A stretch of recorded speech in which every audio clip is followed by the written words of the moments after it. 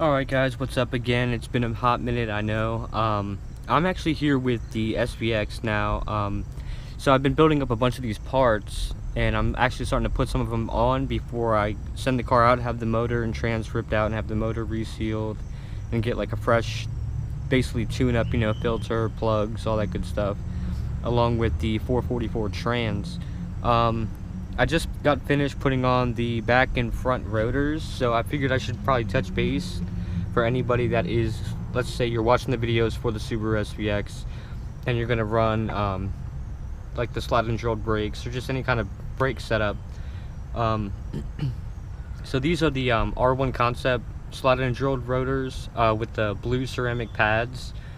Now with these, so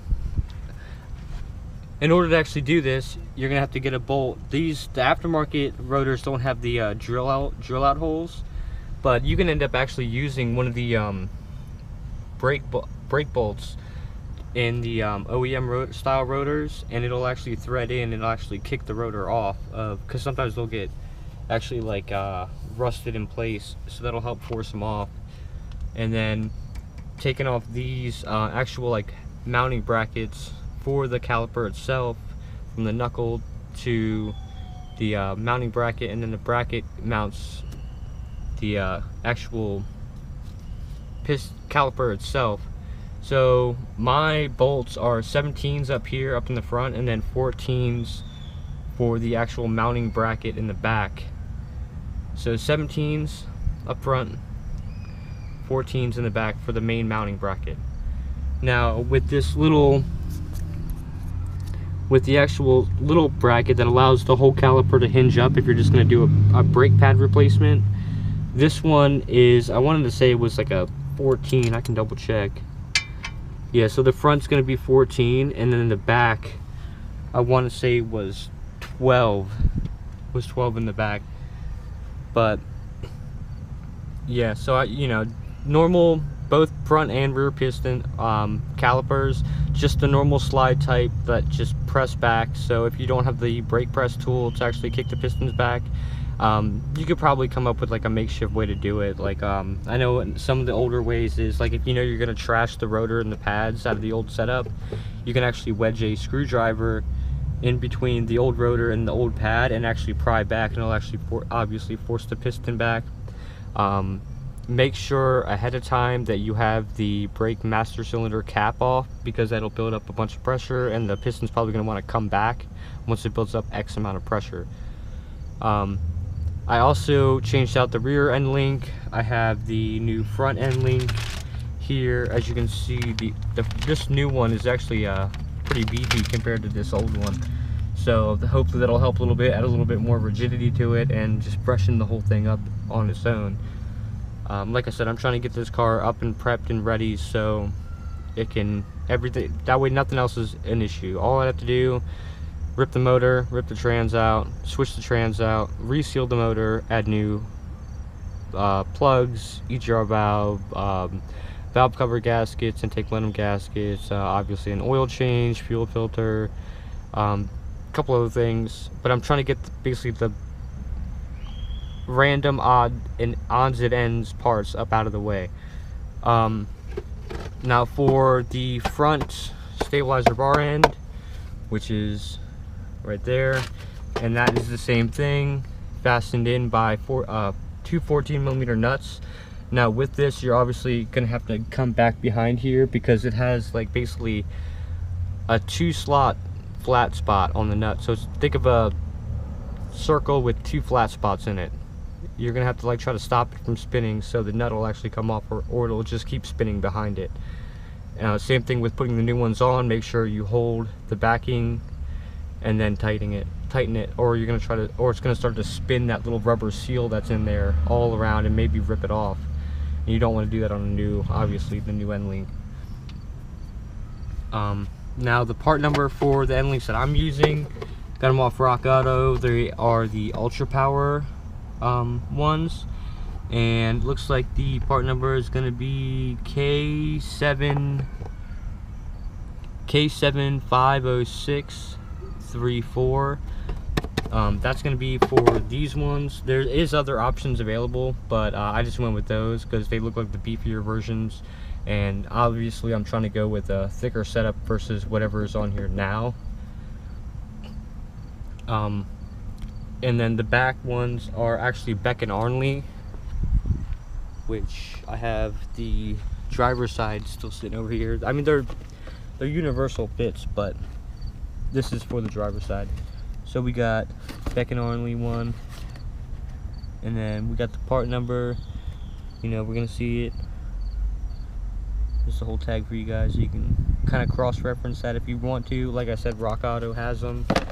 Same thing. Here's my driver's side because I didn't put any of that on yet. And that one actually in the back, it actually switches up to a 17 main nut, and then 14 millimeter is going to hold the 2 flat spots on that. Kind of show you guys what it looks like. Figured I should stop and show you guys while I'm actually still in the process of this, because I've been pretty terrible at making videos while I'm actually doing stuff. Trying to get the flashlight in here for you guys.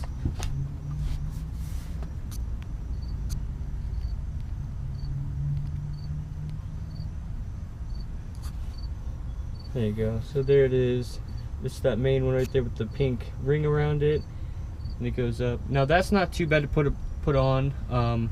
Obviously you have to, if you only have one side of the car jacked up, you're gonna have to go ahead and pull down the actual stabilizer bar to like realign the top and bottom holes, but it's really not that difficult to do.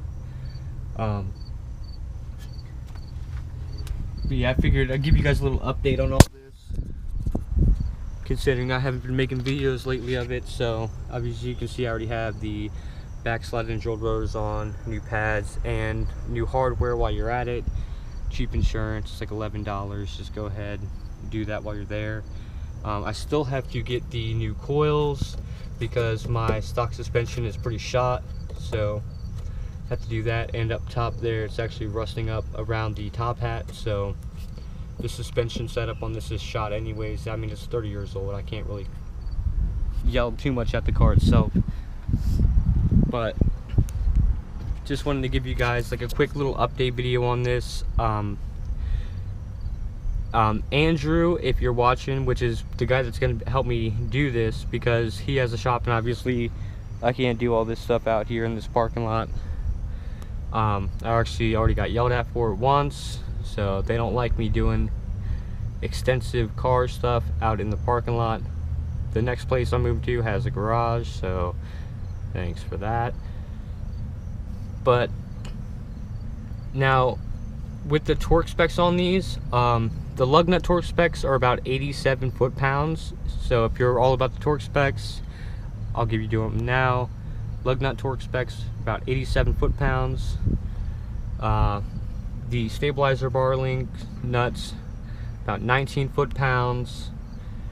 The main actual bracket, the actual main brake bracket bolts, because you're gonna have to pull the bracket off to put a new rotor on, those are about I wanted to say they were 80 foot-pounds. It was like 67 to 86, I want to say, for the main bracket, and then it was about 36 to 47, I want to say, for the little swing bolt down here.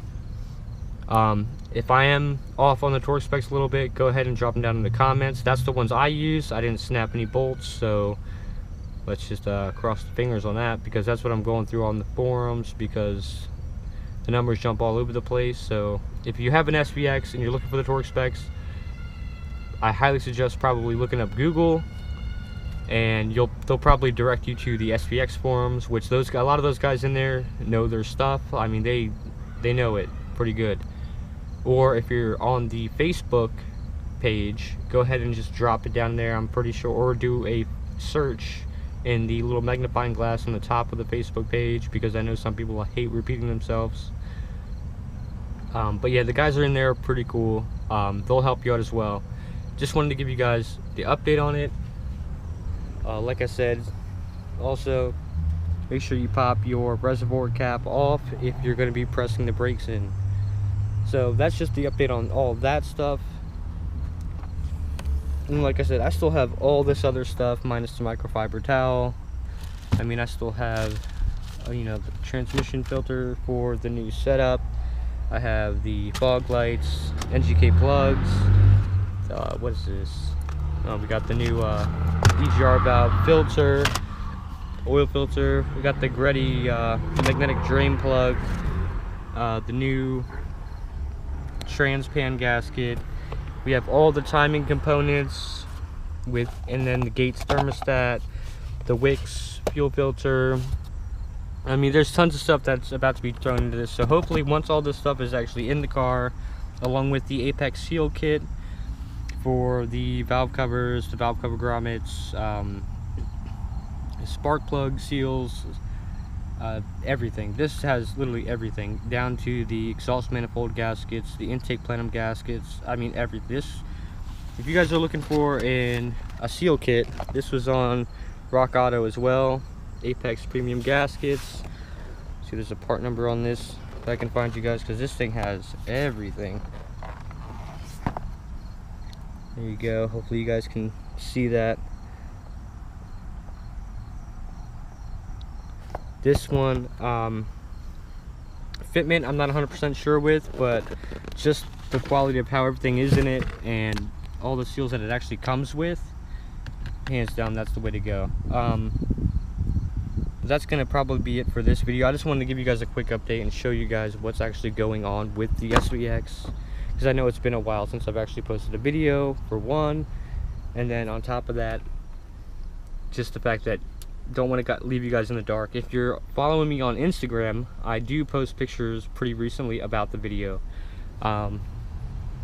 So yeah, but just want to give you guys an update on it, give you guys a quick little rundown on swapping this out, torque specs, and you know, while you're in doing the brakes, you might as well, if your end links are bad, they're right there. You know, cheap insurance, like I said, they're not that expensive to go ahead and replace. But for that video, this is pretty much going to be it. If you have any questions about the SVX, I can try to help you out if you drop them in the comments below. Like I said, I still have a lot more to do to this car, and I'm trying to do it before it gets cold, because I'm in Pennsylvania, so it does get cold. But yeah, like always, if you want, go ahead and share the channel. We've actually grown the channel pretty good. We're at a little over 2,500 now, so thanks a lot for that, you guys. But yeah, like I said, any questions, go ahead and drop them down in the comment section below, and let me know what you think. Alright, thanks for watching, guys. See ya.